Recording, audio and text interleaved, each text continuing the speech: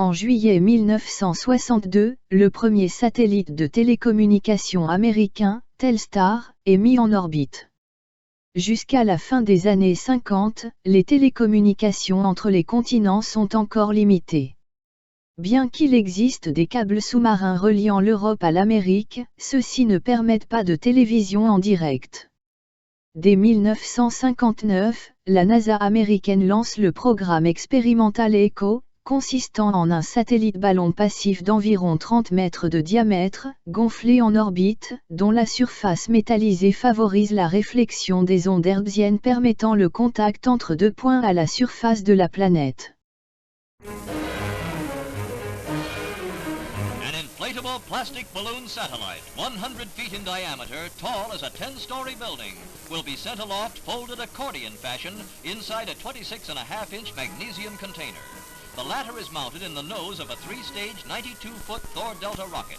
Highlighting one of the nation's proudest days in space, the satellite, called ECHO-1, will serve as a reflector for radio waves that bounce back to Earth, paving the way for a new kind of worldwide communications.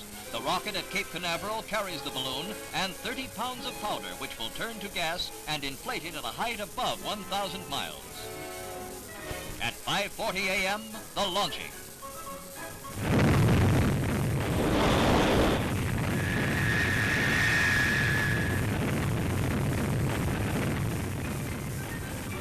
Then the tense moments while the rocket goes through the separation of the stages.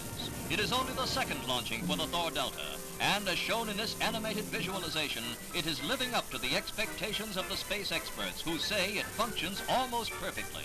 With extremely precise guidance, it is placing the balloon satellite almost exactly into the desired 1,000-mile-high circular orbit.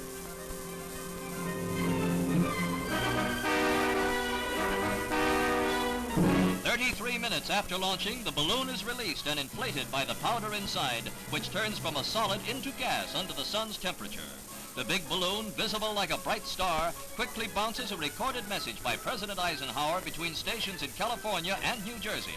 And here in Washington, the chief executive listens to his own voice as it sounded when bounced from the orbiting satellite. It is a great personal satisfaction to participate in this first experiment in communications involving the use of the satellite balloon known as ECHO. This is one more significant step in the United States program of space research and exploration. Construit par Bell Telephone Laboratory pour ATT, plusieurs prototypes de satellites Telstar sont appelés à être lancés par la NASA, qui doit aussi assurer les fonctions de suivi et de télémétrie. D'une masse de 77 kg, Telstar ressemble à une sphère à 72 facettes de 88 cm de diamètre, équipée de 3600 cellules photoélectriques pour alimenter le satellite en énergie. Le 10 juillet 1962, Telstar est lancé depuis Cap Canaveral par une fusée Delta et est placé sur une orbite de 954 km de périgée et 5637 km d'apogée, pour une période de révolution de 2h37 minutes. And 50 years ago, on July 10, 1962, NASA launched a Delta rocket from Cape Canaveral carrying the Telstar-1 satellite, the world's first commercial telecommunications satellite. The AT&T satellite relayed its first non-public television pictures, a flag outside Andover Earth Station in Maine, to France on July 11, 1962.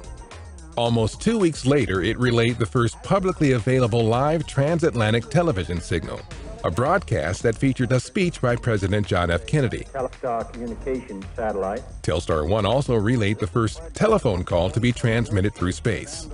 Telstar-1 went out of service in February 1963. Le 23 juillet, la première retransmission publique de télévision en ondiovision commence entre Andover, Gonilly et Plumeur-Bodo.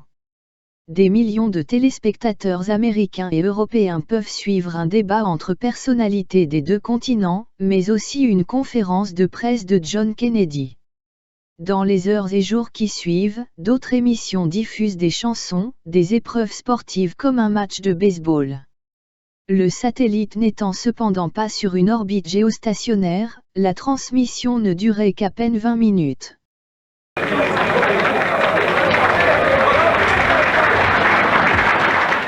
and gentlemen, we have just been informed that this baseball game is being seen in Europe right now over the Telstar satellite.